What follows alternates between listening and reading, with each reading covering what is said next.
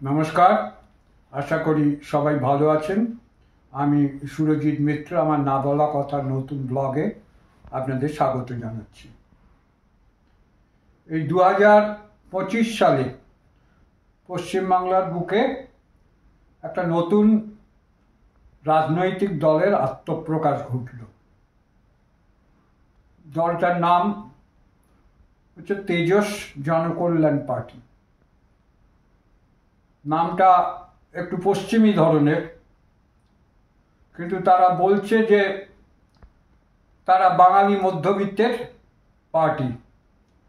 বাঙালি মধ্যবিত্তের সমস্যাকে তারা তুলে ধরতে চায়। আসলে হঠাৎ একটা নতুন রাজনৈতিক দলের দরকার কি পড়ল? কেন হঠাৎ একটা নতুন রাজনৈতিক দলের আবির্ভাব ঘটল? বিজেপি এবং তৃণমূলের নিচের স্তরের যারা সদস্য বা যারা সমর্থক, তাদের মধ্যে একটা ক্ষোভ তৈরি হচ্ছে এবং তারা বিজেপি তৃণমূলকে ছাড়তে চায় এবং তাদের সম্ভাবনা তৈরি হয়েছে বামপন্থীদের দিকে আসবার। এখন বিজেপি এবং তৃণমূল এই দুটো দলেরই মূল শত্রু হচ্ছে বামপন্থীরা। এরা কিছুতেই চায় না যে বামপন্থীরা সামনে উঠে আসুক। ফলে এই জায়গায় এই দুটো দলের মিল, তারা চায় যে যা কিছু লড়াই ঝগড়া দোস্তি তা এই দুটো দলের মধ্যেই হোক, এর বাইরে যেন অন্য শক্তি উঠে আসতে না পারে। এই লক্ষ্য নিয়েই তারা দুটো দল চলছে এবং সেই প্রয়োজনেই তাদের লক্ষ্য যে কি করে বামপন্থীদের দমিয়ে রাখা যায়। ইতিমধ্যে নানা আন্দোলনের মধ্যে দিয়ে,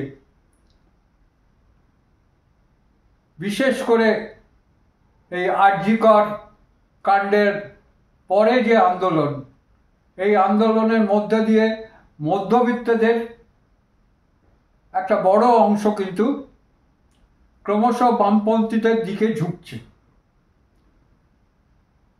তৃণমূল এবং বিজেপি দুজনেরই অবস্থান দেখবেন যে এই আরজিকর যে আন্দোলন, সেই আন্দোলনের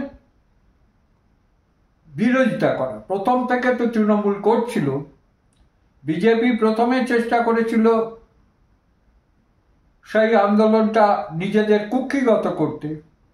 সেটা না পারার ফলে তারাও কিন্তু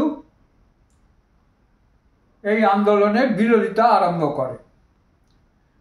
এটা দেখবেন যে ভারতের প্রধানমন্ত্রী যে নরেন্দ্র মোদী, যিনি সন্দেশখালির ঘটনায় প্রায় প্রতিদিন তুলে আনতেন তার বিভিন্ন বক্তৃতায়, সেখানে এই আরজিকর নিয়ে কিন্তু একটা কথাও তিনি বলেননি।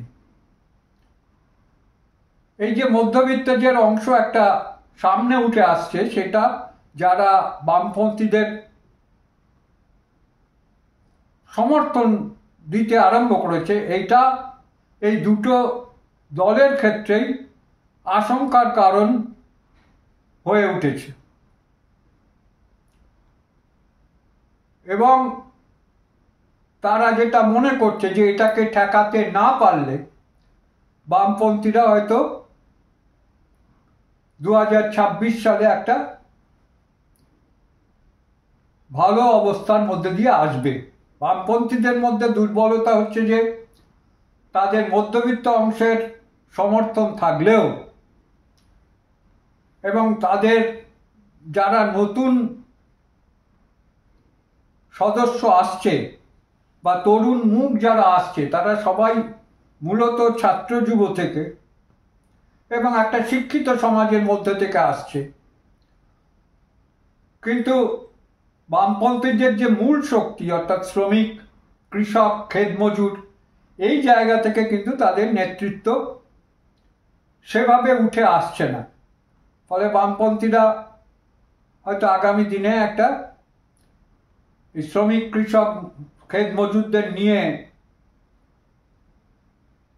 একটা ওই ব্রিগেড সমাবেশ করতে চলেছে, যেখান থেকে তারা এই অংশের মানুষের মধ্যে প্রচার চালিয়ে এই অংশের মানুষের মধ্যে থেকে নেতৃত্বকে তুলে আনবার চেষ্টা করবে।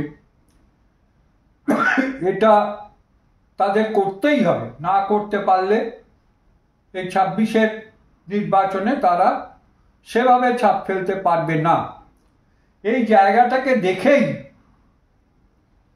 এই নতুন দলের জন্ম কিনা, কারণ এই দলের যিনি রাজ্য সভাপতি হয়েছেন শ্রীমতী রুবি গুপ্তা, তার একটা ইন্টারভিউ দেখছিলাম আর কি। এখন এই রুবি গুপ্তা কে? যতদূর খবর পেয়েছি যে রুবি গুপ্তা একটা সময় দিলীপ ঘোষের হাত ধরে বিজেপিতে জয়েন করেছিলেন, কিন্তু বিজেপিতে তার নাম খুব একটা শোনা যায়নি। সেই রুবি গুপ্তা আজকে এই যে নতুন দল, সেই নতুন দলের কর্ণধার হয়েছে। এবং কারা কারা এই নতুন দলে আসবেন, নানা কথা হয়তো হাওয়ায় ভাসছে, কিন্তু সঠিকভাবে এখনো পর্যন্ত বলা যাচ্ছে না যে তৃণমূল বা বিজেপির মধ্যে থেকে কারা কারা আসতে পারে এই নতুন দলে।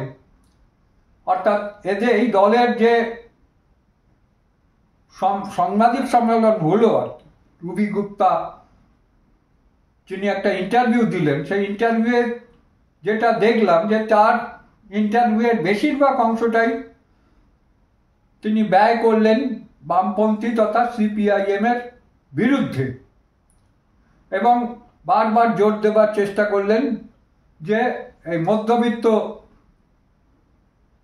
মানুষকে নিয়ে তারা কাজ করতে চান। অর্থাৎ যে মধ্যবিত্তের অংশের একটা বড় অংশ যারা বামপন্থীদের দিকে ঝুঁকছিল, যাতে তারা বামপন্থীদের দিকে না ঝুঁকে, যাতে তাদের বামপন্থীদের কাছ থেকে হটিয়ে নিয়ে আসা যায়, এই লক্ষ্যেই কিন্তু এই নতুন দল তৈরি, এবং এই নতুন দল কাজ করবে।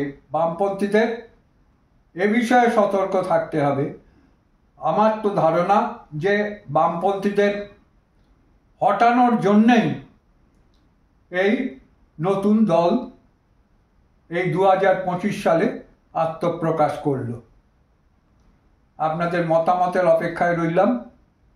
যদি ভালো লাগে তাহলে একটা লাইক দেবেন এবং শেয়ার করবেন, এবং যারা এখনো পর্যন্ত আমার এই চ্যানেলকে সাবস্ক্রাইব করেননি তাদের কাছে অনুরোধ যে আমার এই চ্যানেলটাকে একটা সাবস্ক্রাইব করবেন। নমস্কার।